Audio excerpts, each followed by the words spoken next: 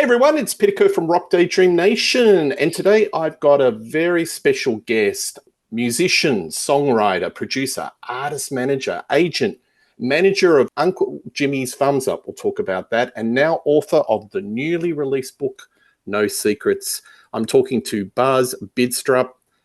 G'day, mate. How are Hey, you? I'm good, Peter. I'm good. As I said to you, I'm back in my old hometown for a few days to launch the book on Wednesday. So yeah, it's nice to roam around the old streets. Fantastic. Look, congratulations on the book. It is a real page turner and it's an important slice of Oz culture history. What actually inspired you to write the book? Well, look, initially, I had a few nieces and nephews that would say to me, oh, my mum and dad tell me you do this and you do that, but what do you really do? I mean, when you go into a studio, what happens? Just what have you been doing? What's your life? So I thought, okay, well, I'll write down some stuff just to let my family know what I do, and it just turned into this. I could remember a lot of stuff, which was really good. And I just wrote them all down, these stories. And when I showed it to a couple of friends of mine who are published authors, they said, you should turn that into a proper memoir. And I said, I don't know how to do that. And they said, well, we do. So they helped me. Jen Jill Brown and Peter Broon helped me put all of the stories into order, pardon me, and connect it, in a way of a memoir rather than just a collection of stories. So that was basically it. Absolutely. In reading the book, especially the early rock and roll days in Adelaide, I was thinking, gee, you must have kept some really good diary notes because your recollection of events seems so clear.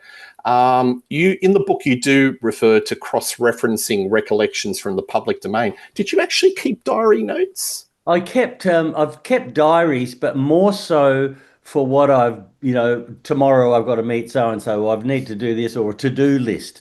I had lots of to-do lists, and I had, I guess, notes to myself about records that I was producing, or bands that I was managing, and those kind of then inspired me to go, okay, well, I was doing that. And then I would go back and find some of the people who fortunately were still alive and say to them, hey, do you remember blah, blah, blah? Do you remember doing that? And they either go, no, I couldn't, I can't remember that. Or in some cases, yes, you were right. This happened and that happened. So yeah, I did cross-check it, and also public domain. There's quite a bit of stuff in the public domain that I could just quickly go, am I tripping out here, or did that actually? I wanted to find the date, for example. When I saw the Sex Pistols in London, and I couldn't remember it, but I had looked it up, and there it is. Yep, okay, so I could remember that. Remember the exact date. Absolutely. And that triggers a whole bunch of memories. You look Mm, at the diary note, oh, I remember that. And yeah, look, it's great for the reader because you're sharing it with us. And a lot yeah. of rock and roll autobiographies are a little bit foggy because certain things are happening. In the book, you recall an encounter as a 12-year-old with the Rolling Stones in Adelaide outside a motel in Yep. 65, and you Yeah. exchanged some pretty prophetic words with Charlie Watts. I want to be a drummer in a band just like you. Fast forward to 2025. Do you feel blessed that you've had this incredible musical journey? Oh, look, I do, and I don't take it for granted for one moment. I just know that from that moment of meeting Charlie, and in fact all of the Rolling Stones, they were all at the Arkaba Court Motel, believe it or not, around the corner from where I lived, and from that moment on, I just kept pushing, or heading towards what I knew was my destiny. And at first I thought it was playing drums, and then at the same time I started recording. So I had a couple of tape recorders, and I started recording things. And I used to write music all the time, but I was never a really good lyric writer. And I was just fortunate that I ended up in bands with really good lyric writers. So I started writing songs, and everything just sort of pushed towards where I am now. And I get to the point where, I feel really blessed that I had such a great career, and I don't take any of it for granted. Absolutely. In the late 60s and the early 70s, the Adelaide music scene was really fertile in the history of Australian rock, like Masters Apprentices, Twilights, Glenn Shorrock, Yeah. Cold Chisel, and of course the Angels. Why do you think so many iconic bands have come from that part of Australia? Well, look, when I was 14, I started playing in a band called Fahrenheit 451. Now, that band still plays today. Roger is still the singer, and they still play today. He's probably about 78 or something, or 79. So when I was 14, I was asked to join this band, and they were all older than me. They were like 18 and 20, and I was 14. Two of the guys, well, three of them were migrants, English migrants. A lot of other bands and musicians that I knew came from Liverpool, Manchester, London, or Ireland, or Scotland. You know, like Jimmy. And there were so many of them that turned up in Adelaide. And when they would turn up in Adelaide, they would have boxes of records under their arm, which were the same records that the Beatles and the Rolling Stones and all those people listened to, all the old blues records, because they just bought them with them, right? And they also bought the clothes. Some of them were just straight off Carnaby Street. So they'd be walking around Adelaide in 1965, 66, looking like they'd just walked off the streets of London. So that was transplanted, the English scene was transplanted to Adelaide in particular. I mean, there were migrants everywhere, but Adelaide just seemed to have a lot of particularly English migrants. And a lot of those guys, like the guys I played in, had played in bands in the UK. So they got to Adelaide, and the first thing they wanted to do was start a band. And Mm. people like me, I just ended up. I fortunately I could play drums, and they said, "Oh, we want you to play with us," and that basically started me off. But I could go through pretty much every band in Adelaide at the time, and there'd be one or two English migrants, or yeah, there would have been. They were that. I say that was the reason that Adelaide had such a vibrant music scene. Yeah, absolutely. And in your book, you describe that you're one or two degrees of separation from so many iconic people, like Bon Scott and Yeah, even a Rick Springfield or yeah. whoever. Adelaide seemed to be the place. Yeah, yeah. Well, where I'm sitting right now, I'm in the middle of Adelaide, and I could walk around Adelaide. I had a walk last night actually, which was really cool, and I went past at least 10 where 10 gigs were, and that was just in this little square that I was walking around. So in the square mile of Adelaide, they had North Terrace, West Terrace, East Terrace, South Terrace. There would have been 30 gigs, 40 gigs, right, in the 60s, and at least three bands a night. So you'd play for 40 minutes, pack up and move up the road, and that band that was playing there would move down here, and you just kept doing this, pretty much 4 or 5 nights a week. And it just kept going. It kept going probably until I guess the end of the 70s or mid 70s, and then it started to move out a bit into the suburbs. Um, but yeah, so for a while there, Adelaide, and I remember 5KA, which was one of the major radio stations. Now they had a top 40 chart that I later found out that most program managers from the eastern states would be listening to, would be watching 5KA's chart to find out what they should play. And that's also a reflection on the sort of people that were buying music in Adelaide. Again, a lot of migrant kids, a lot of people who were into music. So music was very, very important in Adelaide. I don't know if it was more important than anywhere else, probably not, but it just seemed like it to me. Yeah, so a real bellwether part of Australia in regards to the Mm, rock scene. yeah. Look, of course, you were the Angels drummer from the classic era, in my opinion, 1976 to 81. Can you recall your first ever rehearsal with the Angels? Did you instantly think there was a chemistry with the five of you, or was it more of a slow build? No, it was definitely there was only four when I joined. Doc was the bass player. Of course, my Yes. mistake. So Yes. so so I joined a band that used to be called the Keystone Angels. And the Keystone Angels came from a band called the Moonshine Jug and String Band. Now, the Moonshine Jug and String Band were really good. They were a very popular, uh, band. They played that 30s kind of jug music, 40s jug music. They played it really well. Then they decided they wanted to be a rock band and they wanted to play electric music. And they became the Keystone Angels with John and Rick Brewster and Doc and another drummer called Charlie King. Now, when they started that, I was playing in Adelaide in other bands, and they used to come and play, at the same places that I would play at, right? And I saw them one night, and I said to Doc, who I didn't know that well, I didn't know them that well, but I used to go and watch the jug band all the time. And I said, "Hey, what are you guys doing? You were a great jug band, and to be, if you don't mind me saying, as a as an electric band, you don't sound that good." And he said, "Well, we're trying to learn how to do that. We're trying to learn how to be a rock band." So fast forward 2 years, and I come back from London, and a friend of mine says there's a band from Sydney being produced by Vander and Young, signed to Albert's Records, and they're looking for a drummer. And I said, "Who are they?" And he said, "Well, just come into the office. I'll tell you." So he didn't want to tell me who they were. I get into the office and I see John and Rick and Doc sitting there, and I go, "What are you guys doing here?" And they said, "We're the band that are looking for a drummer."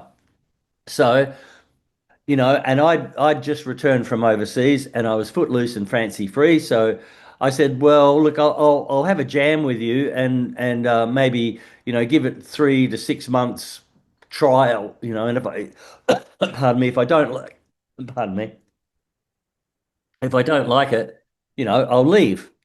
And they said, "Yeah, fine." So I had one rehearsal and they had enough, I guess, vibe and they were nice. I got on really well with them. They were you know, I was trying to say well spoken, but they weren't dunderheads. They were really quite erudite and great to talk to, right? So I had a jam with them. I said, "Yeah, I'll join. I'll come to Sydney," and thinking to myself, if I didn't like it, I could just get another band in Sydney, or I would just go back to London, or I'd go back to New York, or somewhere. Who knows, right? So within the first night that I was on the road with them, which was about 2 days later, I'm on the road with them. I'm in Mount Gambier, and John said to me, "Have you got? Do you write songs?" And I said, "Yeah, yeah, I do. I've got bits and pieces," and I played him a song. So about 4 hours later, we'd written a song called "Shelter from the Rain." And, then a bit later on, we wrote another one. And then I wrote another one with Doc. And I just sort of felt to myself, I've actually got an opportunity here to be a songwriter. When I got to Sydney, I met George Young and Harry Vander, and I went into the Albert studio. I met Mark Opitz, and I just thought this is actually not too bad. I'm with these famous producers. There's a studio there. I'll learn how to work this studio. I'll learn how to engineer properly. And that was my real thing. I didn't really think I'd stay with the band that long, to be honest, but I stayed for 5 years, and I was the guy that got Chris into the band. Yeah, absolutely. And as a drummer, the drummer's always in lockstep with the bass player. And you probably weren't quite in lockstep with Doc as much as the wonderful partnership you had with Chris Bailey. Well, yeah, look, I'd worked with Chris before I left to go to London. So we used to do these silly little, not silly, but we used to do advertising jingles at a local studio with a guy called Idris Jones, who was a member of the Mixtures. In fact, he wrote the Push Bike song with his brother. And we'd go and do these things, and he and I had an instant rapport. Like we could just play together, and it worked, right? So when I first recorded with Doc, so about 4 months after I joined the band, Vander and Young said, "Okay, it's time for these guys to go in and record. Basically we wanted to find out if this drummer's any good." So we recorded some stuff, and George and Harry liked the way I played drums, but I was living with Doc at the time. And I was the only one in the band that had a tape recorder that could play the tapes out of the studio. So I had a half track machine. So I'd sit there with Doc and we'd listen to what we'd recorded. And I'd say, "See here, when I'm playing that on the kick drum, maybe you should try and, play your bass on there or something. And dear Doc, God love him, he wasn't a great bass player, right? So it seemed pretty obvious to me that we weren't going to get very far with Doc as the bass player. And I said to him, once he told me about he studied drama and acting. And I said, have you ever thought about being out the front? Like, have you ever thought about being a front singer? And he said, yeah, but who'd play bass? And I said, well, we get another bass player. And he said, oh, really? And I said, yeah. So we had a meeting with the band, and I said to John and Rick, I've been talking with Doc, and we thought, maybe we should maybe get a bass player, and Doc go out the front. And John, and he said this in his book, uh, he said, well, I think I'm a better singer than Doc. And I said, you might be, a technically better singer. I said, but you don't look like him. Like you're not tall and amazing looking with an incredible voice and a presence. I said, no offense, but that guy's got it way over you, right? Charisma. Charisma, yeah, Yeah.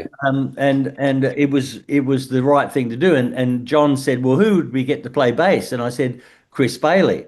He said, Chris will never leave Adelaide to come and play with us, because Chris had been very vocal about the Keystone Angels. He had told people he thought they were crap.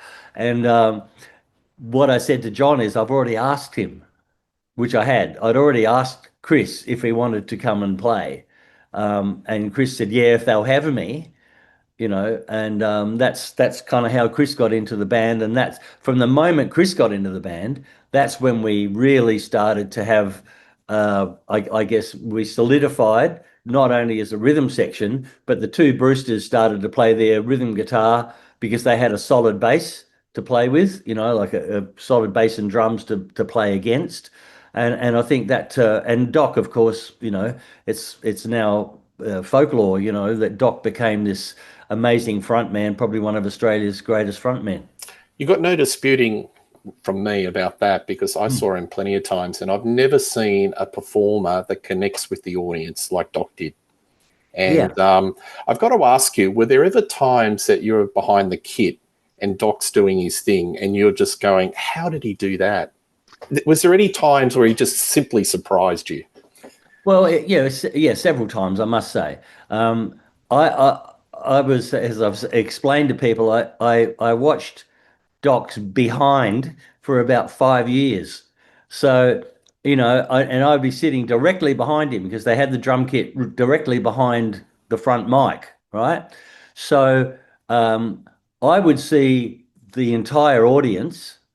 Whereas if you're standing at the front, you don't actually see everybody. You're basically, you're looking towards the back of the hall. So I'm sitting down and I can see everybody. I can see what's going on. So I would see the reaction when Doc did particular things. When he got the towel, no, this is it, folks, over the top. I could see the entire audience going nuts. Or if he how we used to do the kind of inane little speeches that he'd do, the dark is dark and he'd do that kind of stuff. But I could see what the audience were doing and how they reacted to him. So yeah, I was always in awe of him. And as we got well, when we did the reunion, Doc and I became a lot closer than we were when I was in the band first up. Yeah. But yeah, he was an amazing front man. My interpretation of the Angel show when I went as a fan was there was seemed to be a release with a lot of the fans. It was like watching some people go to the football and enjoy, and then there'd be others that go to the Angels and get some sort of an endorphin release. You know what I mean? Is that Yeah, is that yeah. your yeah? Yeah, And well, it was like a group roar, like everybody, mm, hey, we're all into it, and sometimes it could be a bit scary. I was kind of, sitting on stage several times, and I'd look out into this audience, and usually, I mean, you remember what it was like. The place would be licensed for 300 people, and there'd be 1,000 people in there. So they were always packed in like sardines, and I think it gave everybody this kind of group, or permission to yell and scream, because Yeah, everyone was. absolutely. The sound was quite aggressive, and I know a lot of my friends that were into the punk scene love the Angels, and maybe it's because of the Brewsters with that guitar sound, which you called Nick Nick. Yes. And I've read interviews where they've sort of said there was an inspiration from bands like The Clash. Do you think there was a bit of a punk influence with Well, the guitar sonics? yeah, look, definitely. When as I said to you, like I saw the Sex Pistols play in London. I saw the Stranglers. I saw Graham Parker and the Rumour, and I saw lots of early punk bands. And so when I came back to Australia, everyone was wearing denim, and it was still a lot of cheesecloth and stuff. And I was one of them too. I shaved my beard off, and I think I cut my hair when I was in London. But within moments of living back in Australia, I had long hair and a beard again because everyone had long hair and a beard. So you know, there was a time after we made our first album, which, to be honest, was a bit of a dud. When you listen to it now, it was kind of like, what is this band? Are they a country band? They've got these distorted guitars, but there were songs like Shelter from the Rain, like You're a Lady Now, and I Get High on You, for goodness sake. So there were these songs that didn't really have a great direction at all.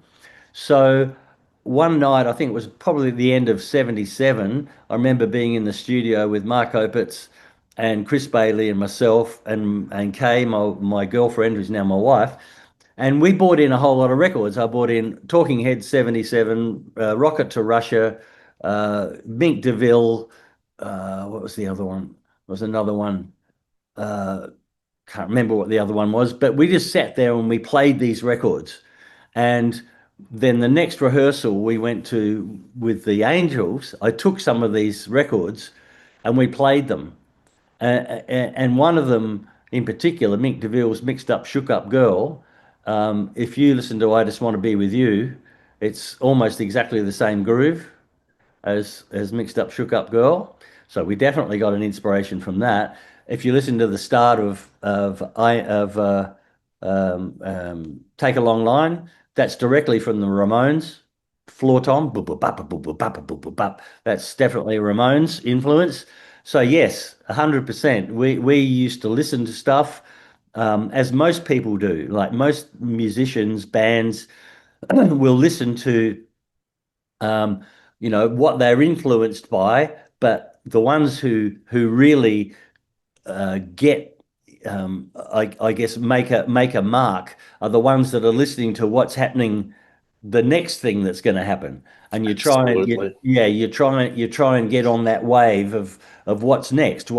You don't want to be on what's been, you want to be Yeah, on what's coming up. So yeah, we absolutely. we, we definitely did 100%. Absolutely. Mm. Look, am I ever going to see your face again? It's part of Australian folklore, isn't it? Yeah. What did you think when you first heard that chant back to you? Were you going, oh, what's this? No, well, see, I didn't hear it when I was in the band. All Like, right. if you listen to the Angels at La Trobe Uni in 1979, we play that song and there's not a murmur. So it wasn't Mm, happening in 1979. We didn't hear it at all for the whole time that I was in the band up until right. 81. Okay. Doc says the first time he heard it was 1983 at Mount Isa at a gig. Mm, And it was when he we didn't play that song very often after we released Face to Face because it didn't really fit. It was kind of a pop song. Yes, it had been a bit popular, but back then it was our first single, right? So we had plenty of other songs we had to play. And as mm, it went on, every time we released an album, we'd have to drop songs. We had to play the new album, right? So Doc got to Mount Isa and they'd done two encores. They needed a third encore, and they said, "Oh, I guess we have to do Face," Um, and and Doc said, "Well, I'll run around the back and then run into the front of the hall and run in and start singing it." So they start playing the song. He runs around the back, runs in, starts singing it. And of course, the first chorus happens very quickly. Am I ever going to see your face again? 1,000 people turned around to him and told him to get fucked. And he couldn't work out what had gone on. Were they telling him to fuck off, or were they telling the band to fuck off? He couldn't work it out. And that was the first time he'd heard it. So there is a story which I allude to in my book, but I've only just found out it got taken out in one of the edits, which I didn't see. So the actual story of that, I have to try and, if it gets reprinted, I have to reinstate it. Yes, because in the book you say, I'll talk about that later. And now when I'm reflecting, you don't actually talk about it. Actually talk about it. Yes. And I could let you in, I could let your listeners in. Chris Bailey, after he left the band, started a band called the Invisible Men. And it had the drummer of Split Ends, Mal Green, two Mal guys Green, yeah. from the Aliens, who were an Adelaide band in Melbourne, and Chris playing bass. They went to Mooloolaba Hotel over summer in 1982, and they played for 5 weeks, 5 nights a week. Imagine what that's like over summer at Mooloolaba, right? One of the songs they played was an Alien song called No Way, and they had a call and response, no way, no way, right? The song they played after that was Am I Ever Gonna See Your Face Again? And you can imagine that over 5 weeks, 5 nights a week, what happened is they would do no way, no way, and then they go, Am I ever gonna see your face again? And somebody in the audience would yell out, No way, no, no way, I'm never gonna see your face again. Then the next night somebody might have added, get fucked, and then somebody might have gone, yeah. And by the end of 5 weeks, 5 nights a week, the same drunken crowd, 500 people would yell it out. And I've had that from the people who were on stage. That's what would happen. And it happened in Mooloolaba in 1982. So I can imagine that that's where it spread out through Queensland to Mount Isa and to other places. Yeah. Yeah. This is like we're going all 60 minutes here. We're getting investigative. We are pinning where that came from. But thank you for that. I appreciate that. I have to. You're not the first person I've had to explain that to after saying that I'm going to explain it and it's not in the book. Yeah, absolutely. Hey, look, we've got to talk about probably one of the darkest days in the Angels, and that was the 1979 New Year's Eve concert. Now, as a kid, I have a recollection of watching that show, and I was shocked when performers were on and seeing beer cans being thrown. So I've got a recollection as a little ticker watching that and just being kind of stunned. So just for the folks at home, 100,000 revelers in front of the Opera House. The Angels were playing at midnight, 32 degrees Celsius, hot in the shade, bring your own alcohol, which is like a recipe for bloody disaster. Was that like our Altamont? Almost. Well, for me, it was it was really puzzling and disappointing because we were watching that as well, and I lived in Kirribilli, just across the water, and the idea was we were all going to meet at my place and get a ferry across, which we did, right? So we were sitting in my house watching this telecast and thinking, they're throwing stuff at the Lord Mayor, they're throwing stuff at old Rolf Harris. Well, that's I'm glad they did now. And it was like, yeah, but they're not going to throw stuff at us. The people are there to see the Angels, right? So when we got there, one of our crew said, "You wouldn't believe it out there, mate." He said, "There's not enough toilets. There's nowhere for people. They've been here all day. People have bought big eskies full of, so everyone's drunk. Everyone's just pissing where they're standing, basically. There's broken glass everywhere because people have bought bottles, right? So people are cutting their feet, people in thongs and stuff. And we started to play, and I could see the audience to start with was kind of like, yeah, the Angels, yeah. But then a couple of people started to climb up onto the stage, and the stage was about 12 foot high. I don't know if you remember, it had a big AGL or something, a big sign on the front of the stage, right? So people were climbing up there, and the security guards were just pushing them off. So people would fall 12 feet down onto the ground. So people, I think, started throwing things at the security guards to start with, and then they started to break off bits Yep. of this sign and frisbee it Mm, towards the security guards. But of course, what was happening was all this glass was coming up to me. I'm playing drums and I couldn't see anything because of the lights. And all of a mhm, sudden, my whole kit was just covered in glass. And I just went, what the hell was that? And I look around and there's a broken bottle down here. So it had sort of come straight past me, broken on the back of the stage. mm, And Chris Bailey, he got a bottle, well, like he was playing away, and there was a bottle on the ground. He kicked it over towards the side of the stage to tell our manager, "This is what's coming up here, mate. You know, like we got to mm. get the hell off of here." And just at the time when Chris turned around to do this, like we're gonna head off. We're getting off stage. A bottle hit him right here, a champagne bottle, knocked him out. Could So have killed him. could have killed him quite easily. Mm, And then Doc got hit with a piece of this masonite, from the hoarding that was at the front of the stage, and it was just this seething mass. I could just see all these people, and they didn't look like friendly people at all. Everyone yeah. was very, very disturbed. It was Mm. very, very frightening for me. So that was kind of the end of innocence for the band in respect of, I guess, the band was kind of a bit more wary from there on in regards to concerts and, Well, I are, was. are they fans, friends or foes? It's quite Yeah. disconcerting, isn't it? Well, the fact when you can't see what's coming up because of the lights, I said to myself, if anything ever comes up on stage again, I'm out. I'm just going to get up and go because there's no way I'm Mm, just gonna sit there like a sitting duck and be hit with a champagne bottle or a beer bottle or a can or something.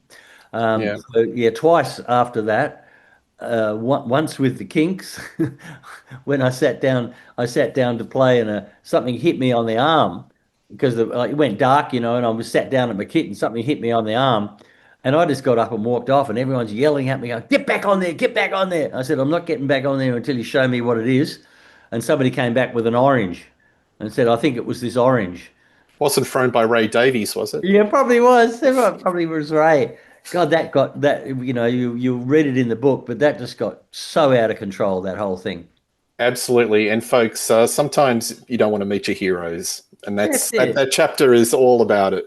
It's all about it. Yeah, Yeah. yeah. You think these people that you grew up with and you love their music and they turn out to be pricks. But there Yeah. you go. Sometimes just stay away.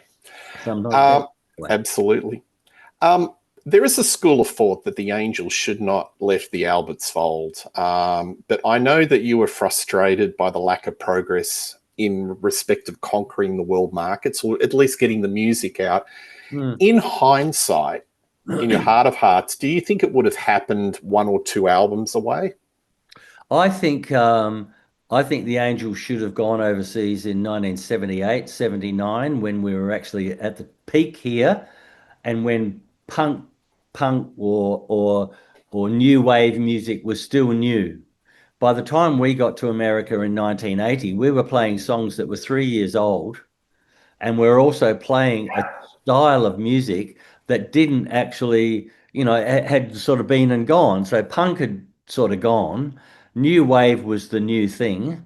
We weren't a rock band. We weren't a punk band. We weren't a new wave band. We were kind of this hybrid, almost an adult orientated rock band with songs like Marseille and Face the Day and No Secrets. I mean, that wasn't a punk song, that. So we were there too late, I think. But the thing with Alberts is that they had a plan, and their plan was for us to start touring with AC/DC. Probably around 1980, we would have started touring the world supporting AC/DC, right? That would have been a far better way for us to go than to leave Alberts in 1979, buy our way out of our contract when we had one album left to do.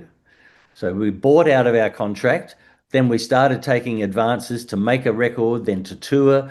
You know, by the time I left the Angels, we were nearly $500,000 in debt to the record company, and that's in 1980. We were 400 and something thousand dollars in debt, or we'd taken advances.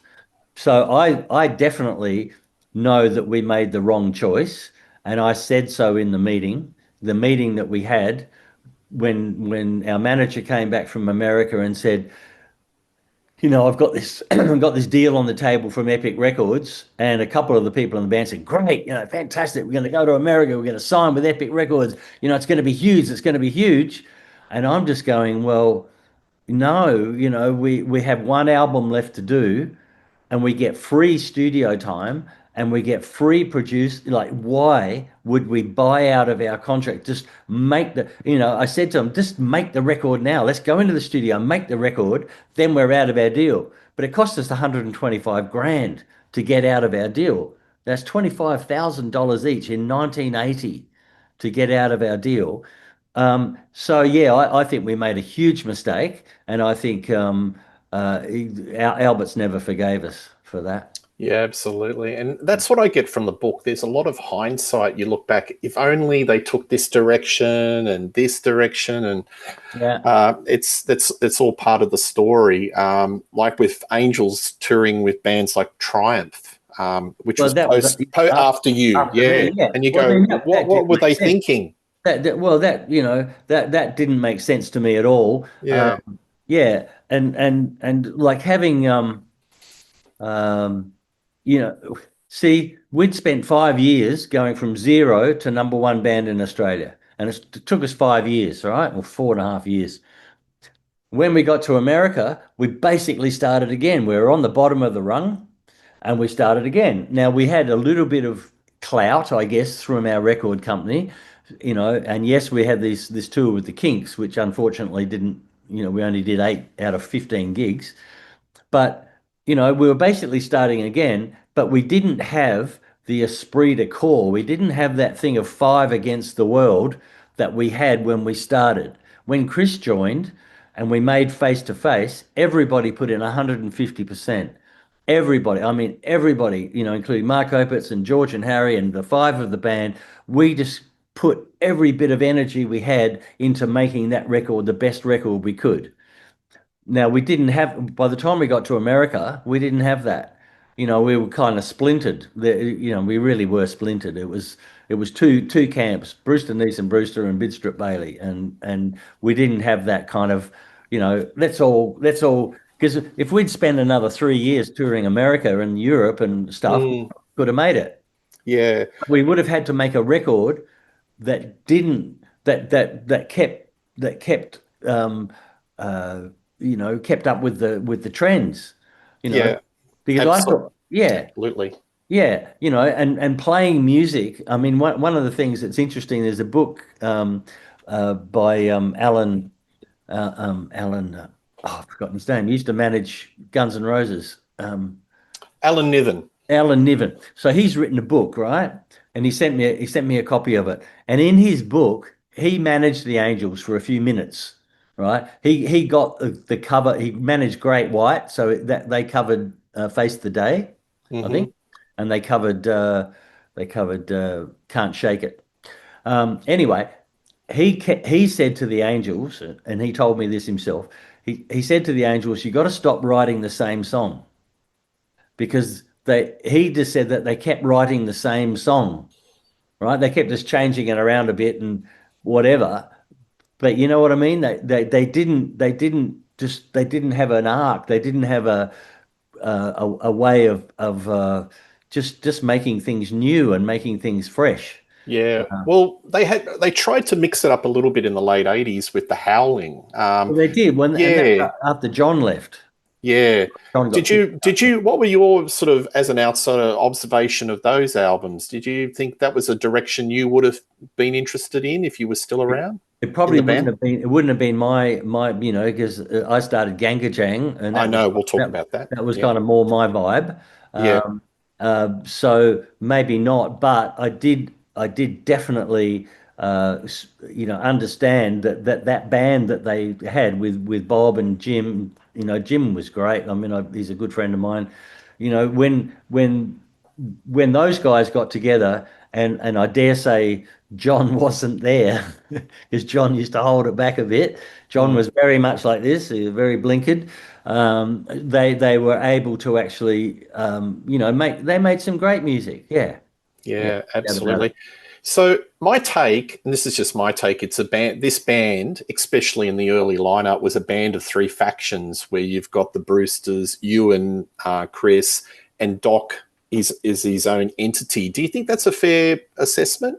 Well, I think at the start it was Brewster, Neeson, Brewster because they decided before I joined, they decided that any song that the three of either of the three of them wrote would be would be credited to the three of them. Bit like Lennon Mm, and McCartney, bit like, And when I joined and started writing, there was a bit of like, oh well, now we've got another guy that writes. So on that first album, there's two songs which are Brewster Throckman, which was my name when I joined the Angels, yeah. which is another whole story, which I talk about in the book, Yes.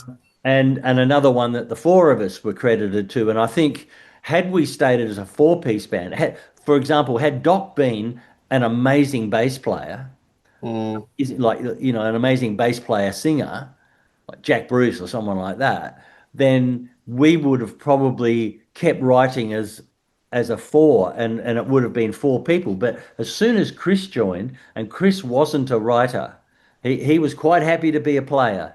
He mm, didn't have any notion to be a songwriter. He was quite happy to be a player.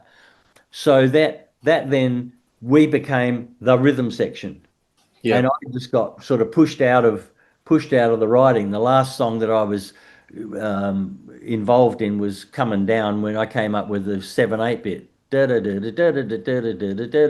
that's an important part. It's an important That's part. I didn't yeah, get a credit for it though, and absolutely. I was a little bit peeved about that. But that Mm, was that was when that faction, Bailey, Bidstrup, Brewster, Neeson, Brewster.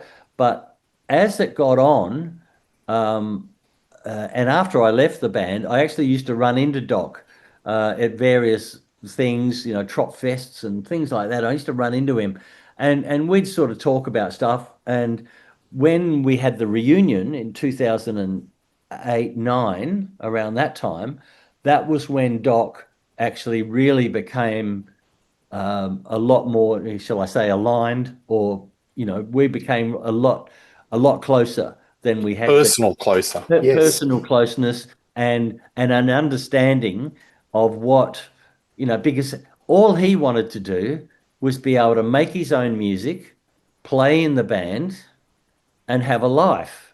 Yeah. And I I said, I said to him, I want the same thing. I have to say, that part of the book is quite a harrowing read, the reunion. It's about, and you can correct me if I'm wrong, how not to do a reunion. How not to do a Just, reunion. yeah, it's because there's infighting, there's splintering, there's disagreements. And you're very vocal in the band. Do less shows, make them want more, take care of Doc. Yeah. And it falls on deaf ears, and it's kind of frustrating for me. Just like, Well, hellishly frustrating for me. yeah, absolutely. So I could see, like on that first run of dates, you guys could easily do a size of a Horden Pavilion, one or two Yes. dates, Yes. and make money, Yeah. get But them it wanting wasn't more, so and then much just about, then you build it up for the next time around. yeah. Is that you agree? Yeah. Yeah, yeah. Look, it wasn't so much even about the money. What it was about preserving the the legacy Legacy. of the Yes. Angels, and we got to that point, 2009, and actually have got. I started writing better diaries. When you asked me about diaries, I started writing better diaries when I started managing Jimmy Little, which was in 1999, because I had to be, a lot more together. I wasn't just a drummer in a band, or producing something. I was actually managing someone, so I had to be together. But from that moment of knowing, what how much stuff was going on, I've got the notes from our first meeting, and our first meeting we said the cold chisel model, and it's Yes. the cold chisel model. And that was, we do, okay, if you want to do 15 gigs, we hadn't played for 30 years. Hey, we're going to sell out 15 1,000 seaters. That's going to be easy, right? We did it like that. Then the next thing would have been don't take a gig. Don't take a gig until someone offers you 50 grand for a gig. Then you do one gig. Then you don't do another one until someone offers you 100 grand for a gig. Mm. Then you do that. And then you've set yourself up to go and play the Hordern Pavilion or go and play, look at Cold Chisel. Goodness gracious me, if we'd done that, if we'd had a visionary, someone that actually had that kind of vision, like if we'd had, a John O'Donnell managing us instead of Cold Chisel, we would have had, we'd still be together now. And we'd all be, sitting in our swimming pools, smoking Cuban cigars and going, hey, this is great. Yeah, I mean, absolutely. No, but easily you guys could have done a Hordern Pavilion size theatres in that first run and just keep it just a couple of dates in each capital city. But yeah, but reading they it, just kept you just going. did the pubs. They just kept going to the pubs. They kept Yeah, going. And I point out in the book, dear old Slim Dusty, he wouldn't go back to a place under 2 years because he'd figure, you don't go back to the same place under two. And yet we were going to the same pubs in Melbourne, Village Green and places like that. We were playing those and the same ones in Sydney. We were playing them 6 months after we'd played them. And it's like, flogging it. flogging it. And it was Yeah, really just, I just think the people who were looking after us didn't have a bloody clue. All they wanted to do was get the money. And unfortunately, John and Rick were the ones that I would clash with because Doc wanted to do a solo record. I had Chris and I were in Ganggajang. I mm, was managing Jimmy Little, and I was running a non-for-profit charity that was working in about 50 communities in the top end. So mm. I didn't have all of this time to go and play little pubs. I would rather have played Hordern Pavilion, don't play again for another 6 months.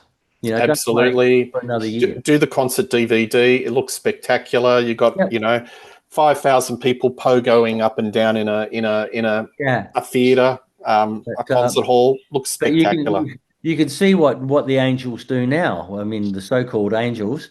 I mean, look at Mm, it. They just keep playing the same pubs. They just keep doing it. And I reckon. I mean, I haven't. I snuck in to see them one time without them knowing when they played close to me, and I went in to see them. And I just thought, God, you guys, why are you doing this? Why do you do this? mm. Because the crowd wasn't very big. There were Yeah, like 300, absolutely. 300 people or something. You go, why are you doing that? Mate, I've got to talk about some happy times Yes, before please, my please. time runs up. Let's get into Ganggajang. Yes. So you leave the Angels in 81, you form the gang. To be in 84. one iconic band is special, but to hit pay dirt again is truly something. Now, in your book, you talk about the time spent going over that creative process with that first album. Mm. I'm part of the Countdown Generation Buzz, and the hits, Give Me Some Loving, House of Cards, and of course, Sounds of Then, This Is Australia. Did you have in any of your wildest dreams an inkling that the album would just go off and that Sounds of Then would be such an iconic song? Not at all. Not at all. At the time, um, and as I say in the book, that song nearly didn't make it onto the record. The Sounds of Then. Mark had written that song as a poem. He'd written a poem about his recollection of living in Bundaberg, Queensland, when he came over from England, and his family jumped in a car and they started driving north, and they said, "We'll live wherever you kids want to live." And as they drove into Bundaberg, the two boys, Mark and his brother, saw all these kids playing soccer and they went, hey, this is where we want to be. We want to play soccer. We come from England. So they lived in Bundaberg or just on the way to Bargara Beach from Bundaberg in this little house. And the block was awkward and it faced west. And in the distance was the cane where the lightning would crack over the cane fields, and they would sit on their patio and laugh and think they were in Australia. That's what the song's about. If you look at the lyrics, it's not really about Australia. It's about this his recollection of being in this particular space. It's the sounds of then. It's something that happened. So anyway, when we started the band, so basically it started as a songwriting exercise. I was doing Sweet and Sour. I was the music producer for Sweet and Sour for the ABC, and we needed some more songs. So I just finished producing the Riptides, which was Mark's band, and I knew he was a great songwriter. So I said, "Come on, let's write some songs. Come around to my house." And Kay, my wife, and I, we used to write songs, and Chris was there, and Mark came around. So we wrote three songs, two of them which made it onto Sweet and Sour, and the other one, Give Me Some Lovin', was just kind of different. And we did a demo of it, which was like we did it over 2 days. And when I played it to a friend of mine, he said, "Oh yeah, I'd like to put that out." So all of a sudden, he wanted to put this record out. We didn't have a name, we didn't have a band, we didn't have anything. But we, when we started playing live, we needed to play, an hour, and we only had like, five songs or six songs or something that we'd done. So I said to Mark, that song about, the out in the patio thing, do you reckon we can we play that? He said, "Oh, look, I want to save that for my solo album." And I said, "Well, we're actually about to, make a real album, for this band. Don't you reckon we should put this on the record?" He said, "No, no, no, I want to hang on to it." And he wanted to hang on to Bigger They Are and Ambulance Men as well. And I said, "Well, look, fair enough, but look, let's just play it anyway because we need the songs." So we started playing it, and then as we started playing it, more and more people would go, "That song's actually pretty good." When the guy from the record company, he said, "Oh, look, you should record that. You got to record that." And I said, "Yeah, yeah." Well, I said, "Yeah, yeah, we should, Mark. We should record that for sure. Even if we don't use it, at least you have a good version of it anyway for your solo record, right?" And then Absolutely. and then Jeff and Mark one day came into the rehearsal room and said, "Hey, we've been thinking about that. This is Australia line. Maybe it's a bit jingoistic. Maybe we should get rid of that." And I said, "Over my dead body. That's Like that's the hook. that's the hook." I That's said the that, hook. Yeah. I said that's the line that takes it away from being a song about Bundaberg. That Absolutely. And I've yeah been playing that song and it's in my head now. It's yeah like Earwiz. yeah And the hook is This is is Australia. And if you took that out, you yeah. know, I think his line was our new home. Laugh and think this is our new home. not as good. Not as good. No. Not as good. But wow, it's such an iconic song. And it didn't really set the charts on fire. I No, was no, not at surprised. all. I always had it in my head that it was like top 10 or top five, but No, no, but no, it's a no, slow no. build. It's a sleeper, isn't it? Well, it didn't do anything until it was used as a Coke ad in the 90s. And when it was used as a Coke ad, then Channel 9 used it, then Channel 7 used it, then Channel 10 used it, and then it started becoming, quite a popular song. And Sports now, shows, I've seen it, yeah, everything. sports shows, and now it's on, now it's selling Colour Bond. There you Which go. would be great if I could get a discount on Colour Bond so I could do my new roof. Yeah. Buzz, what is it about South America and bands like Ganggajang, Hoodoo Gurus, Spy versus Spy, Ozcrawl? They're huge. Yeah. What's the connection there? The connection is there was a surf judge who used to promote his surf competitions by playing what he called Aussie surf music, and that was Australian Crawl. Hoodoo Gurus are part of that, but he played Men at Work and he played Ganggajang. He played Spy v Spy. So he just started playing this music, and people got off on it because he was quite a well known radio guy. So he it got to the point where people said, "Why don't you just bring some of these bands over to Brazil?" And he thought, "Oh, well, yeah, fair enough." So he bought. I think the first one he took was Men at Work, which was a lay down misère. I mean, that was going to work anyway, right? Because they were really well known. Yep. Then he took Australian Crawl, and then he took um, Spy v Spy, and he built up this little touring thing, and then the next minute Ganggajang turn up there, and it was funny because when we turned up there, he'd set up, by then he'd set up his whole kind of thing, and he had it all tuned up, it was great. and we drove into a shopping centre and underneath the shopping centre to go to this big theatre that was inside the shopping centre.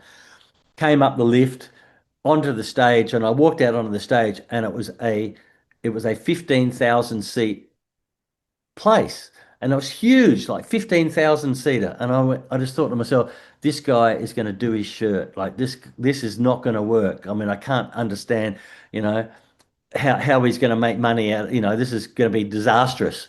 So we went back, did the sound check, came back again at, in time for the gig. I peeked, outside had a look at the crowd, and there's 15,000 people there. And I was going, what the hell? And then when we started playing, they knew just about every word of every song. And our most famous song over there is Give Me Some Lovin'. It's not Sounds of Then, it's Give Me Some Lovin'. And the second favorite song is Hundreds of Languages. And it's just seriously because this guy set up a touring network from the bands he used to play on his radio show. Unbelievable. Oh, that's great. Mate, I've got to finish up the interview. We've got to talk about Jimmy Little. Yes, Because please. I think it's fair to say that Jimmy was one of the most important, significant people you met Yes. in your life. Personally, the warmth and emotion you have for Jimmy just comes out from the pages. The album that he did, Messenger, was really a punt, wasn't it? And it resulted in a career resurrection for Jimmy Little. And just to the viewers, Jimmy does these reinterpretations of some Aussie classic songs like The Church Under the Milky Way. Incidentally, Steve Kilbey thinks that's the best version of anyone who's ever covered it. Go Betweens, Cattle and Cane, Alone With You. It's a wonderful album. Is this one time a record company actually got it right? Well, the story, which I tell in the book, but I'll tell you, your listeners now, Mark Callahan, singer of Ganggajang, was working at Festival Records. It was his first week as the A&R manager for Festival Records. He walked into the managing director's office. There was a cassette on the table, and it said Karma County. Now, that was Brendan Gallagher's band. Brendan was the guy that produced that record. So Mark said, "What's that? What's that cassette?" And the guy said, "Oh no, that's something that we're not going to take. It was a Jimmy Little record. We've rejected it." And Mark said, "Well, can I have a listen?" So he took it back to his office, and the first thing he heard was Quasimodo's Dream, done by Jimmy. And he went into his first A&R meeting as the A&R manager and said, "I'm releasing this Jimmy Little record." And everyone laughed. Everyone said, "No, no, no, no, no, that's going to fail, You pick something better to be your first thing as the A&R guy." Mark said, "No, I want to put that out." He was 100% right. 100% right, because that record just touched a nerve, not only with the people that knew those songs, but with a whole generation, because it got onto Triple J, and all of a sudden there's all these 20-year-olds that wanted to hear a 62-year-old Aboriginal man. Absolutely. And to me, it's like the Americana series that Rick Rubin did with Johnny Cash. Very similar. Very similar. Absolutely. Yeah. So that whole thing set Jimmy up, for his whole resurrection, so to speak. And that's where I started working with him. Mark rang me up and said, "Hey, I'm putting out this record by Jimmy Little. Do you know who he is?" And I said, "Of course I do. I used to go and see him at the Adelaide Royal Show when I was 10, and in the country tent with Slim Dusty and Chad Morgan and people like that. So yeah, I knew exactly who Jimmy Little was. I knew about the Royal Telephone. In fact, my aunties used to sing that around the piano, on the farm. They used to sing Royal Telephone. And My mum and dad, yeah, they there used you to go. sing that too. There you go. So I said, yeah, I know who he is. And Mark said, "Look, just, can you just look after the record? And if people want Jimmy to play, then can you organize the gigs and stuff?" And I said, yeah, I can do that. So within minutes, I would say, of meeting Jimmy, like sitting down and talking to him, I knew that there was a reason I was meeting him, and it wasn't music. There was another reason I was meeting this guy, and that's informed everything that I've done since as Yep. the CEO of Uncle Jimmy Thumbs Up and the Jimmy Little Foundation. Your advocacy for Indigenous health and well-being, Can you tell my listeners about Uncle Jimmy's Thumbs Up? What's that all about? Yeah. Look. Basically, when we started the Jimmy Little Foundation, it was basically for advocacy. We were trying. Jimmy had a personal experience of kidney failure. Like his kidneys failed. He did a regime of dialysis until he actually got a kidney transplant. Now, when he was going through that, he was using his notoriety to try to explain to the government that the lack of dialysis services in remote communities was actually not just impacting the health and well-being of people in those communities. It was actually costing the government far more money. And what we wanted to do was to try and have a preventative health project or program to stop kids of 20 years old being diabetic. And that's what was happening. There were people who were pre-diabetic by the time they were 12 and 13. So that Uncle Jimmy Thumbs Up was set up as a nutrition education program of preventative health, and we use music and video to work with kids. That's been going now for nearly 20 years, and we've just received a massive grant to go to more communities. So we're now in like 250 communities all across the top end, where that little logo is around, and it's in stores. It shows people that's a good food, that's not so good, that's a bad one. Yeah, and I'll put the link on the Yeah, show thank you. for Yeah, people to check out your website and check out the yeah. the whole thing. But It's basically preventative health. That's what we do, and it's been incredibly successful. It's been well funded. It's been something which, you know, uh, I I tell people that's what I wake up in the morning for. I get up in the morning. Okay, what can I do for thumbs up? The music's great. I still make music. I love playing drums. I love making music. But there's something about this other thing that's I'm doing it for Jimmy. absolutely, and it's so evident, as I said, it comes out in the words that this guy actually changed you as a person Mm. and put you on this wonderful journey of just helping others, and it's such a wonderful cause. So I'll definitely put the link down. Thank you so much, Peter. Buzz, it's been wonderful talking to you, and I feel like I could speak to you for hours because there's so much to cover. Because we could talk soundtracks, maybe another time. I'd love Another to. time, look, I'd love to pick your brains, but we've skimmed over your career. Look, folks, it's a page turner, and we're actually recording this on Father's Day in Australia. So yeah, absolutely. maybe it's not going to come out at the time for Father's Day, but if you get a voucher or something. That's right. Go to your bookstore and grab this because it's just you can't put it down. Well, somebody told me the other day they said they read it in one reading, one sitting, because they just couldn't stop reading it, which it was a beautiful, beautiful thing. Yeah, and what comes through is the authenticity because it's authentic. It just feels like it's real. Oh, thank you so much, Peter. All right, Buzz, great to talk to you. Please, viewers, like and subscribe to this channel. Tell us what your recollections of the Angels, Ganggajang, Yes, anything Jimmy. to do with Buzz. We love reading your comments. But one thing's for sure, there'll be more Rock Daydream Nation in the future. See you later. Indeed. And Thank thank you. you very much, Buzz. Cheers. Cheers.